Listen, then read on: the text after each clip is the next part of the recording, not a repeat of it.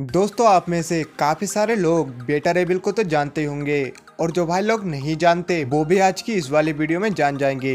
वैसे तो थोर का हैमर बहुत से कैरेक्टर्स ने उठाया है, जैसे कि Captain America, Black Widow, Vision, Black Panther, Loki, Jane Foster और भी काफी सारे हैं। लेकिन थोर का हैमर थोर के बाद सबसे पहले उठाया था वेटा राइविल ने, और शायद हो सकता है वेटा राइविल हमें बहुत जल्द थोर की किसी मूवी में देखने को मिले।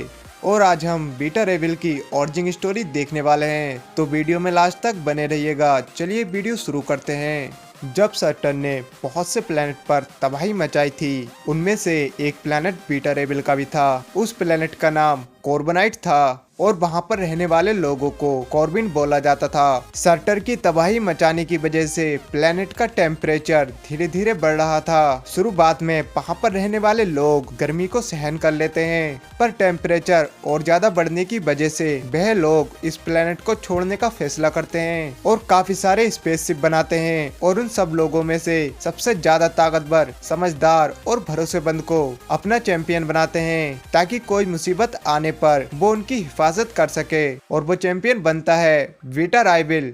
बीटा राइविल पहले से काफी ज्यादा स्ट्रॉन्ग था, मगर उसे और ज्यादा स्ट्रॉन्ग बनाने के लिए वह अपने प्लेनेट के सबसे ज्यादा स्ट्रॉन्ग एनिमल के साथ उसे बायो इंजीनियर कर दिया जाता है और मशीनों से मर्ज कर दिया जाता है, जिसकी वजह से वो पहले से भी ज्यादा ताकतवर बन जाता है। लेकिन वो एक हॉर्स की तरह दिखने लगता है। इसके बाद सारे कॉर्बिन स्पेसशिप में आ जाते हैं और नए प्लेनेट की तलाश में निकल पड़ते हैं, ताकि अपनी बची जिंदगी वो आराम से काट सकें। सालों तक इधर उधर भटकने के बाद वो अर्थ के पास आ जाते हैं।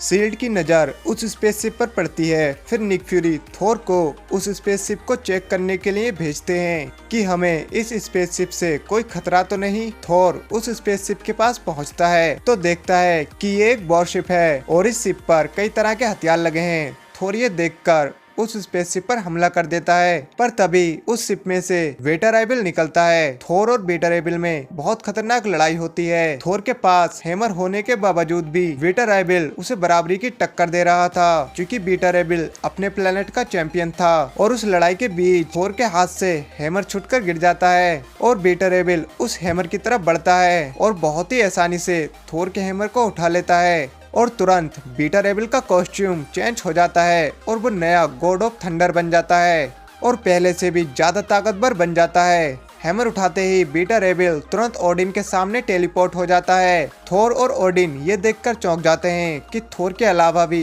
कोई हैमर उठा सकता है, मगर बेटा रेबिल थोर के हैमर को वापस देने को राजी नहीं था और कहता है वो इस हैमर से अपने लोगों को प्रोटेक्ट कर सकता है। ओडिन सोच में पड़ जाता है। फिर वो कहता है कि इसका फैसला युद्ध से होगा और तुम दोनों को आपस में लड़ना होगा, और तब तक लड़ना होगा जब तक तुम में से कोई एक पूरी तरह से जान से न मर जाए। बेटा रेबिल ये बात मान लेता है और हैमर को रख देता है। ओडिन उन दोनों को एक सुनसान जगह पर भेज देता है, जहाँ पर दूर दूर तक कोई लाइफ नहीं थी और उस जगह पर बहुत ही गर्मी होती है। फिर थोर और बेटा रेबिल लड़ने लगते हैं। वहाँ पर बहुत ही खतरनाक लड़ाई होती है और उस लड़ाई में कई पहाड़ और चट्टानें टूट जाती हैं और आखिर में थोर उस गर्मी की वजह से कमजोर पड़ने लगता है। पर बेटा रेबिल को उस गर्मी से फर्क नहीं पड़ता, क्योंकि वह कॉर्बोनाइट प्लेनेट से था। लेकिन बीटा रेबिल को हैमर जीतने के लिए थोर को जान से मारना होता है, मगर फिर भी वो ऐसा नहीं करता और घायल थोर को उठाकर ओडिन के सामने आता है और कहता है मैंने थोर को नहीं मारा,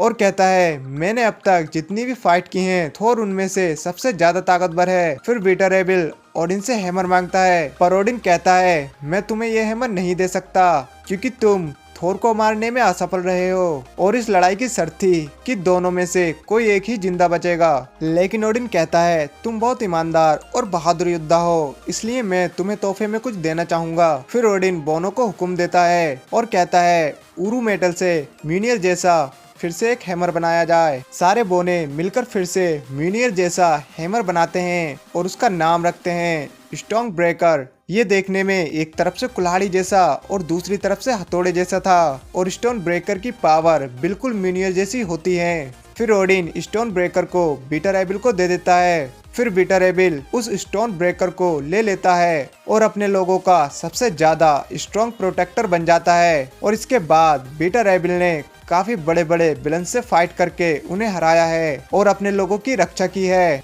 दोस्तों ये थी बीटा रेबिल की ओरिजिन स्टोरी। ये स्टोरी आपको कैसी लगी कमेंट करके जरूर बताना।